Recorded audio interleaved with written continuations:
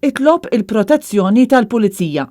Dan kien il-parir ta' politiku mill-Gvern Laburista lill-editur ta' Times of Malta Herman Grech sabiex joqgħod attent u jkollu protezzjoni min-naħa tal-Pulizija. Dan il-politiku li Grech ma semmiħx bismu għallu li jkun aħjar għalih jekk ifittex il-protezzjoni għalih innifsu u għal żewġ ġurnalisti tal-istess ġurnal.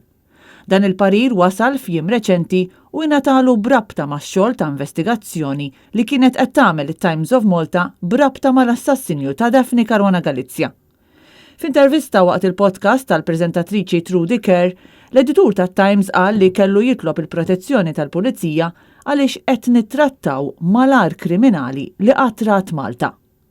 Herman Grech qal il-ġurnalisti tat-Times ħadu riski biex jaħdmu fuq l-investigazzjoni fl-assassinju ta' Caruana Galizia u tkellem dwar intervisti ma' ħafna persuni f'inijiet strambi u f'postijiet mhux tas-soltu. Huwa qal li minkejja pariri li kellu anke mill-avukati huwa ppubblika stejjer li kixfu fatti ġodda brabta mal-assassinju tal-ġurnalista. Nemmen li hemm persuni li qed jiffaċċjaw il-ġustizzja grazzi għax-xogħol tal-ġurnalisti, stqarr l-editur tat-Times.